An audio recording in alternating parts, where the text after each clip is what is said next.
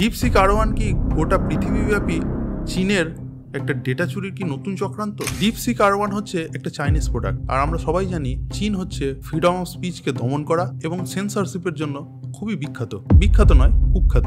DeepSeek R1 থেকে আমাদের কি শেখা দরকার? আমরা কি মোটিভেশন পেতে পারি? বা এই মোটিভেশন থেকে ভারতবর্ষ কি একটা লার্জ স্কেল ল্যাঙ্গুয়েজ মডেল বানাতে পারে? জানতে হলে অবশ্যই পুরো ভিডিওটা দেখুন।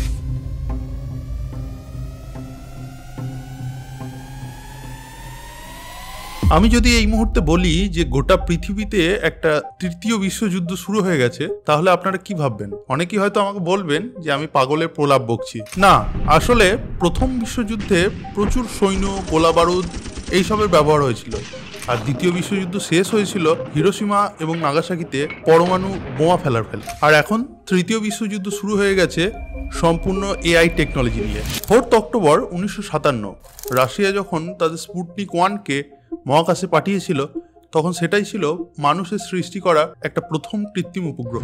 তৎকালীন পৃথিবীর 2 বৃহৎ শক্তিধর দেশ সামনাসামনি এসেছিল এবং একজন অপরজনকে সরাসরি চ্যালেঞ্জের মুখে ফেলেছিল। মাঝে কেটে গিয়েছে অনেক বছর, আবার ঠিক 2025 পৃথিবীর 2 শক্তিশালী শক্তিধর দেশ তারা পুনরায় নিজেদের মুখোমুখি হাজির হয়েছে।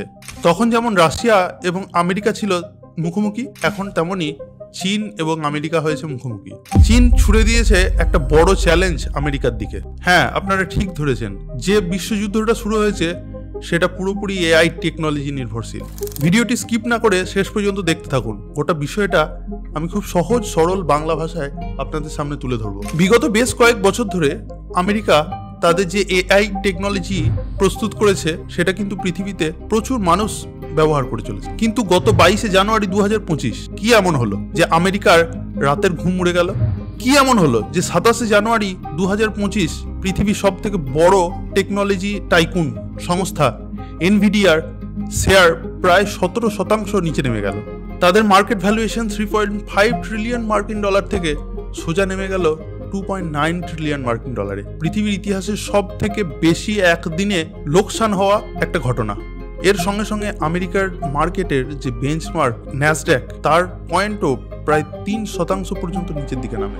সম্প্রতি আমেরিকার যে ওপেন এআই সংস্থা নির্মিত যে এআই বটটি ছিল, অর্থাৎ চ্যাট জিপিটি, তার কর্ণধার স্যাম আল্টম্যানকে যখন কোনো একজন ভারতীয় এন্টারপ্রেনার জিজ্ঞাসা করেন যে আমরাও কি ভারতীয় হিসাবে এরকম কোনো এআই টেকনোলজি বানাতে পারি, তখন তিনি অনেক গর্বের সঙ্গে এবং অহংকারের সঙ্গে বলেছিলেন যে না, এটা আপনাদের ক্ষেত্রে একটা খুব হতাশাজনক হবে এবং আপনাদের সময় এবং অর্থ দুটোই কিন্তু আপনাদের ক্ষেত্রে অপচয় হবে। ভাগ্যের কি নিষ্ঠুর পরিহাস, বর্তমানে পৃথিবীর সব থেকে হতাশাগ্রস্ত মানুষটি হয়তো স্যাম আল্টম্যান। লিয়াং ওয়েংপেং 40 বছর বয়সী এক চীনা নাগরিক। তিনি কিন্তু যে এআই বটটি তৈরি করেছেন ডিপসিক, সেটি কোনো রকম ভাবে ব্যবসা ভিত্তিক ভাবে তৈরি করেননি। আসলে কে এই লিয়াং? একজন 40 বছর বয়স্ক নাগরিক, যিনি 2015 সালে ম্যাথামেটিক্সের অ্যালগোরিদম ব্যবহার করে শুধুমাত্র হেজ করার জন্য ট্রেডিং করতেন। পরবর্তী ক্ষেত্রে তিনি চীনের বেশ কিছু বড় বড় ইউনিভার্সিটির কিছু রিসার্চ স্কলারদেরকে নিয়ে তিনি একটা সংস্থা তৈরি করেন এবং একটা রিসার্চ পেপার বের করেন, যেটাই পরবর্তী ক্ষেত্রে ডিপসিক R1 এ পরিণত হয়। মে 2023 থেকে তার সেই রিসার্চ শুরু হয় এবং মাত্র 2 বছরের মধ্যেই তারা কিন্তু একটা বিশাল বড় জায়গায় পৌঁছে যায়। প্রথম দিনে আমেরিকার সব থেকে ডিমান্ডেড এবং ডাউনলোডেড অ্যাপ ডিপসিক হলেও দ্বিতীয় দিনে সেটা ভারত সহ বিশ্বের বড় বড় দেশগুলিতেও সেটা ব্যাপকভাবে ডাউনলোড করা হয়। এবার এখন প্রশ্ন হচ্ছে, চ্যাট জিপিটিকে ছেড়ে কেন আমরা ডিপসিককেই অগ্রাধিকার দিচ্ছি? প্রথমত, যখন চ্যাট জিপিটি বাজারে লঞ্চ হয়েছিল তখন কিন্তু তাদের মধ্যে একটা প্রতিশ্রুতি ছিল যে প্রতিটা সাধারণ মানুষকে তারা এআই কিভাবে ব্যবহার করতে হয় এবং এআই এর ব্যবহারের যে সুবিধাগুলো সেগুলো উপলব্ধি করতে দেবে।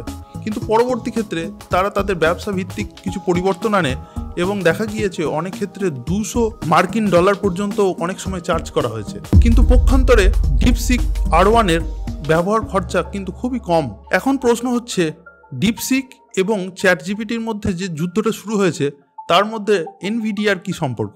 আসলে চ্যাট জিপিটি যে প্ল্যাটফর্মের উপর তৈরি সেই চিপটি নির্মাণ করেন এনভিডিয়া, এবং এনভিডিয়ার খুব কস্টলি একটা চিপ সেটাকে ব্যবহার করা হয় চ্যাট জিপিটির এআই টেকনোলজির জন্য।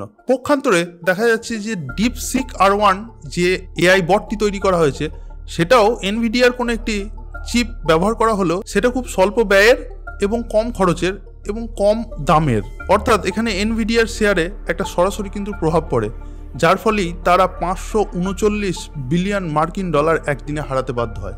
এখন প্রশ্ন হচ্ছে, ডিপসিক R1 কি করে ওপেন এআই এর তুলনায় এতটাই সস্তা? প্রথম কারণটা যেটা বলতে হয় সেটা হচ্ছে ওপেন এআই এর কর্মচারী সংখ্যা প্রায় 3500 মতো, পক্ষান্তরে ডিপসিক R1 এর কর্মচারী সংখ্যা মাত্র 200 এবং 95% কর্মীর বয়স 30 বছরের কম। এছাড়াও লিয়ান তার হেজ ফান্ড থেকে যে পরিমাণ অর্থ কালেক্ট করেছিল সেইটা দিয়ে সে শুধুমাত্র একটা রিসার্চ করেছিল। চীনা সংস্থা আলিবাবার মতো কোনো বড় ব্যাকিং সংস্থাকে কিন্তু সে ব্যবসা ভিত্তিক ফান্ডিং হিসাবে নেয়নি এবং এই রিসার্চটা করতে তার মাত্র 5.6 বিলিয়ন মার্কিন ডলার খরচা হয়েছে। ডিপসিক এত পপুলার হওয়ার পিছনে আর একটা সব থেকে বড় কারণ যে আপনি হয়তো আপনার মোবাইল অ্যাপের মাধ্যমে সেটাকে ইনস্টল করতে পারেন, অথবা সব থেকে বড় জিনিস যেটা তাদের গোটা অ্যালগোরিদমটা আপনি কিন্তু ডাউনলোড করতে পারেন এবং পরবর্তী ক্ষেত্রে আপনি যদি অ্যালগোরিদমের মধ্যে কিছু নিজের মতো প্রয়োজনীয় জিনিস অ্যাড করতে পারেন বা কিছু জিনিস অপ্রয়োজনীয় জিনিসগুলো সেখান থেকে বাদ দিতে পারেন। দুটো এআই বডি কিন্তু একসঙ্গে চেইন থট প্রসেসের মাধ্যমে কাজ করে। এখন চলুন খুব সংক্ষেপে বুঝে নেওয়া যাক এই চেইন থট জিনিসটা কি। নভেম্বর 2022 সালে যখন ChatGPT-3 লঞ্চ করেছিল তখন সেটা বেসিক্যালি কিছু প্রশ্ন উত্তরের মধ্যেই ছিল, কিন্তু পরবর্তী ক্ষেত্রে মার্চ 2023-এ ChatGPT-4 এবং মে 2024-এ ChatGPT 4.0 যখন লঞ্চ করে তখন সেটি শুধুমাত্র টেক্সট মেসেজিং অথবা প্রশ্ন উত্তরের মধ্যেই আবদ্ধ ছিল না, সেটিকে আরেকটু আপগ্রেড করে কোনো একটি ছবিকে ব্যাখ্যা করা এবং কোনো একটি ছবিকে জেনারেট করার পর্যন্তও সেটাকে আপগ্রেড করা হয়। এরপর 12 সেপ্টেম্বর 2024-এ যখন GPT-o1 লঞ্চ করা হয় তখন সেটাই ছিল তাদের সব থেকে অত্যাধুনিক, কিন্তু একটা সময় গিয়ে কোনো একজন চীনা নাগরিকের নির্মিত ডিপসিক R1ই সব কিছুকে টেক্কা দিয়ে গেল। এখন যে চেন থট প্রসেস যেটার কথা বলছিলাম সেই জিনিসটা কি? আসলে ধরুন আমি এআইকে একটা প্রশ্ন করলাম, আচ্ছা এআই 1 থেকে 100-র মধ্যে যে কোনো একটা 2 ডিজিটের সংখ্যা বলতে, তখন ChatGPT-কে যদি সেটা জিজ্ঞাসা করা হয় সে কিন্তু তৎক্ষণাৎ সেই উত্তরটা দেয় এবং তার পিছনে কিন্তু কোনো রকম চিন্তা থাকে না। কিন্তু ডিপসিকের ক্ষেত্রে এটা একটু হিউম্যান থিঙ্কিং প্রসেসের মতোই কাজ করে।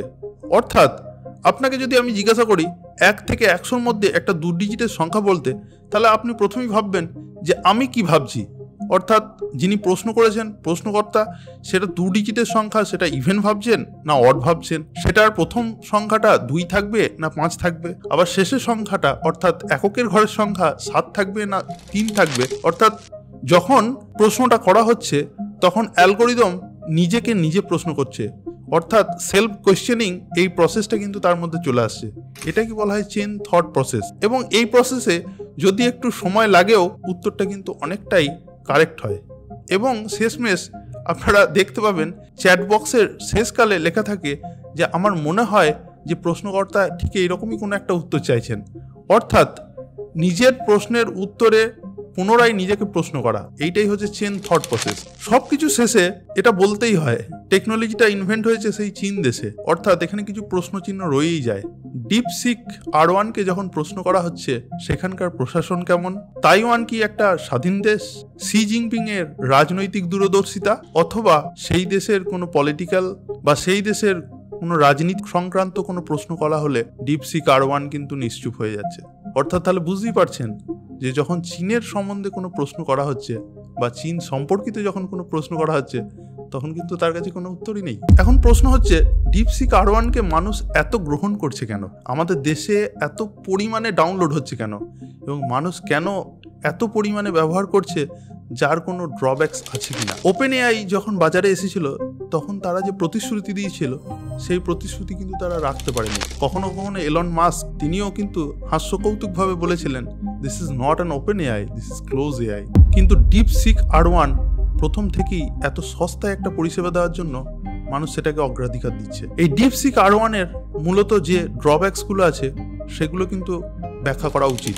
কোনো একটি দেশে যখন একটি টেকনোলজিকে নেওয়া হয় তখন কিন্তু সেই অ্যাপ্লিকেশনটা ব্যবহার করার জন্য আমাদের অ্যাপ পারমিশন দিতে হয়। এটা আমরা সকলেই জানি। হাজার হাজার কোটি কোটি মানুষ যখন একটা অ্যাপকে ইনস্টল করবে এবং পারমিশন দেবে এবং সেটা সেই দেশের তথ্যকে যখন সার্চ করবে তখন সেই তথ্য কিন্তু সেই অ্যাপ কোম্পানির কাছে যাবে। এইটা কিন্তু একটা সবথেকে বড় বিপদের কারণ। তার কারণ হচ্ছে সেটা কোন দেশীয় কোম্পানি এবং তার পিছনে সেই ডেটা নিয়ে তাদের উদ্দেশ্যটাই বা কী, সেটা কিন্তু একটা বড় প্রশ্নের চিহ্ন মুক্ত করে। দ্বিতীয়ত, আমরা সবাই দেখেছি যে কোভিডের সময় যখন টিকটককে ব্যান করা হয়েছিল তার পিছনে অনেক কারণ ছিল। সেটা কিছুই নয়, দেশ থেকে প্রচুর ইনফরমেশন কালেক্ট করে সেটা চীন সরকারের হাতে তুলে দিচ্ছিল। আর শেষমেশ সেটা তো বলতেই হয় যে চীনা সংস্থার নির্মিত, অর্থাৎ অবশ্যই এখানে ফ্রিডম অফ স্পিচ এবং একটা সেন্সরশিপের ব্যাপার থেকেই যায়, যে ক্ষেত্রে এই অ্যাপটির কিন্তু একটা প্রতিবন্ধকতা রয়েছেই। আমরা ভারতীয়, আমরা সব কিছু যেরকম ব্যবহারও করি সেখান থেকে কিন্তু মোটিভেশনও কালেক্ট করি। অর্থাৎ এখন হয়তো আমাদের কাছে তেমন লার্জ স্কেল ল্যাঙ্গুয়েজ কোনো বট বা এআই টেকনোলজি আমাদের কাছে এখনো পর্যন্ত আবিষ্কার হয়নি, কিন্তু চীন যেভাবে এত সুন্দর একটা অ্যাপ্লিকেশন কম খরচের মধ্যে মানুষের মধ্যে দিচ্ছে, সেটা থেকে অবশ্যই আমাদের একটা মোটিভেশন নেওয়া উচিত। এবং আমি আশা করব যে আমাদের ভারতীয়রাও একটা খুব সুন্দর এআই টেকনোলজি উপহার দেবে।